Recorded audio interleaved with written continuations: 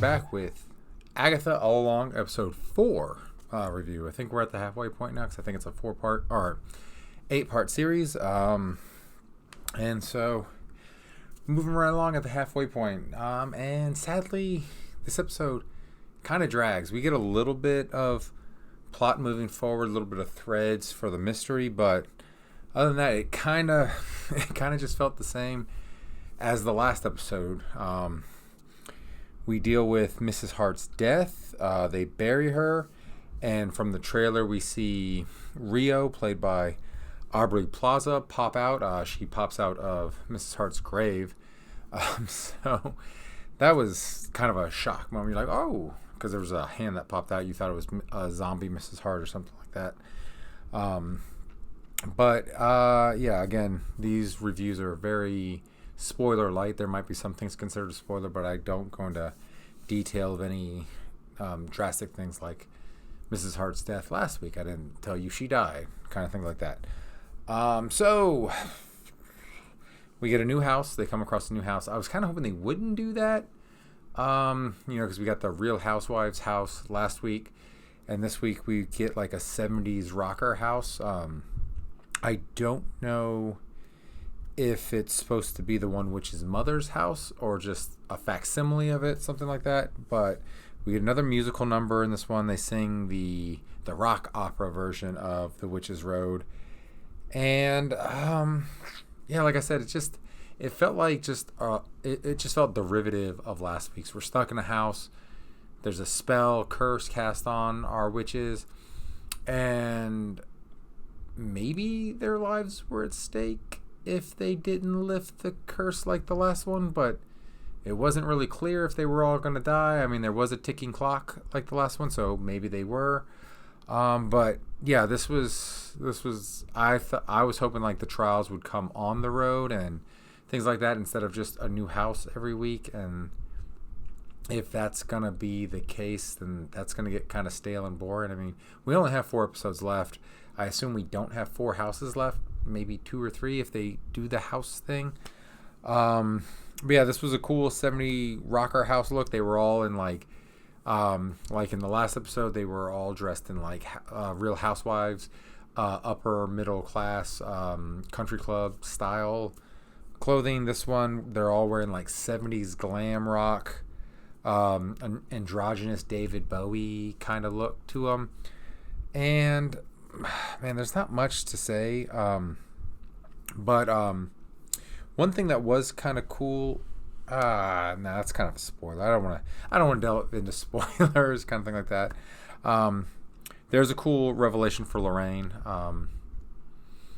Her mom is the mom. Her mom is the witch who was the rocker. It's kind of a cool revelation for her character in this episode. So that was pretty cool. Got some more. I know there's a big popular theory out there that Rio, played by Aubrey Plaza, could be Marvel's version of Death. And I will say this, her outfit that she gets for the 70s glam rocks kind of resembles one of the outfits Sexy Death wears in the comics. So maybe that's a clue. There is a scene where a character is injured and dying, and Agatha looks directly at Rio, as almost to say, don't take him, kind of thing like that. So maybe she is Death. Any other clues I wrote down? There's a speech that Rio gives in the episode that kind of makes you think she's Death, kind of like claiming victims, kind of thing like that. So she might be Death. And also there's kind of hints that Rio and Agatha are former lovers of some kind. Remember, we theorized that, I think, episode 1, episode 2, something like that. So again, more hints about Rio's real identity being Death and possibly a former lover of Agatha. But yeah, that's kind of the only thing we get going about it. So okay, I'm going to mention this, minor spoilers, light spoilers. They have to perform I already said they did a song. They have to perform the rock version of The Witch's Road. And it felt like plot convenience that all of them kind of knew how to play instruments. what is there, 5 of them, and I guarantee if you gather up 5 random people, all of them aren't going to know how to play instruments. Especially all 5 of them aren't going to know how to play a song, the same song together. That was one of those like plot convenient things that are only happens because the writer wants it to happen and not something that naturally would happen. So kind of bad writing there. Like I said, this is a very middle of the road episode. It's not terrible, but this is the first episode where it was kind of like I had to pause it to do something real quick. When I paused it, I thought I was at the end, and I was only halfway through. I was like, damn, this episode's dragging. So yeah, this is definitely the weakest episode so far. It's like I said, and it just kept going, and I was just like, come on, let's end. And it's like I said, it's very derivative of the last episode. I don't know what they're doing now. It's kind of like, oh, don't start off pretty strong and then get really weak here.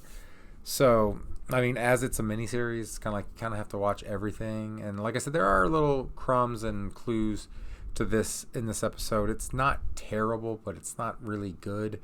If this was like a regular like sitcom or 23 episode show that everything doesn't connect, I'd be like, you can kind of skip this one, kind of thing like that. But there are some clues in there, and I'm not going to delve into like spoilers or anything like that. But yeah, very very mid. I would say like the other episodes, I don't rate these episodes. Were like around like a 6 to 7 out of 10. This is like a 3 to 4 out of 10 maybe.